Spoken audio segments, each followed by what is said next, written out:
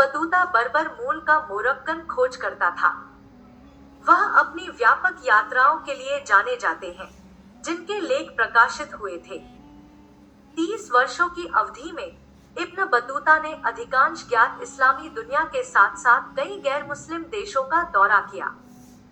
उनकी यात्राओं में उत्तरी अफ्रीका, हॉर्न ऑफ अफ्रीका, पश्चिमी अफ्रीका और पूर्वी यूरोप और मध्य पूर्व, दक्षिण एशिया, मध्य एशिया, दक्षिण पूर्व एशिया और चीन की यात्राएं शामिल थी।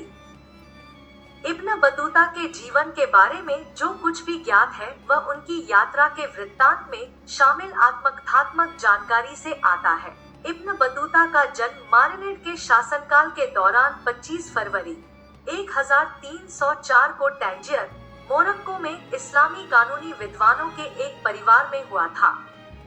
उन्होंने दावा किया कि वे लवाटा नामक बर्बर जनजाति के वंशज हैं।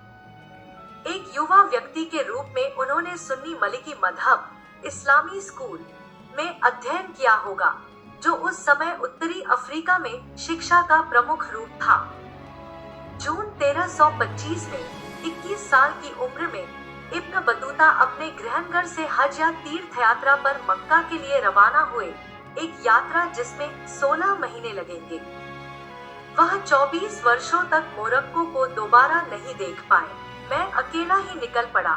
न तो कोई सहयात्री था जिसके साथ रहकर मुझे खुशी मिलती, न ही कारवां था जिसके हिस्से में मैं शामिल हो पाता, लेकिन एक प्रबल आवेग में बह गया। मेरे भीतर और इन शानदार अभयारण्यों की यात्रा करने की इच्छा लंबे समय से मेरे मन में है। इसलिए मैंने अपने प्रियजनों, महिला और पुरुष को छोड़ने का संकल्प लिया। जैसे पक्षी अपना घोंसला त्याग देते हैं, वैसे ही मैंने अपना घर त्याग दिया। मेरे माता पिता अभी भी जीवन के बंधन में थे। उनसे अलग होने का मुझ पर बहुत बोझ था, और वे और मैं दोनों इस अलगाव से दुहक से पीड़ित थे। उन्होंने अब्द अलवादिद और हफसीद की सल्तनतों के पार उत्तरी अफ्रीकी तट का अनुसरण करते हुए मक्का की यात्रा की।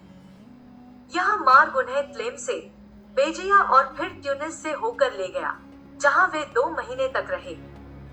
सुरक्षा के लिए इब्न बतूता आम तौर पर अरब बेडोइन में घूमकर हमले के जोखिम को कम करने के लिए एक कारवां में शामिल हो जाता था। उन्होंने स्फैक्स शहर में एक दुल्हन ली, जो उनकी यात्रा में शामिल होने वाली शादियों की श्रृंखला में पहली थी।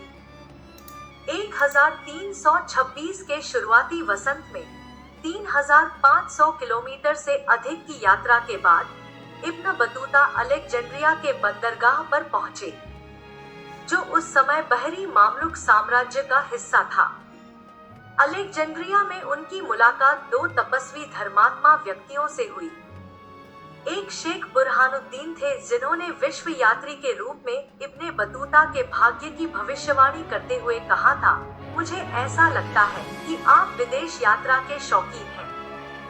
आप भारत में मेरे भाई फरीदुद्दीन से, सिंध में रुकनुद्दीन से और चीन में बुरहानुद्दीन से मिलेंगे। उन्हें मेरा नमस्कार कहना। एक अन्य धर्मप्रायण व्यक्ति शेख मुर्शिदी ने एक विश्वयात्री के रूप में इब्ने बतूता के सपने का अर्थ प्रकट किया।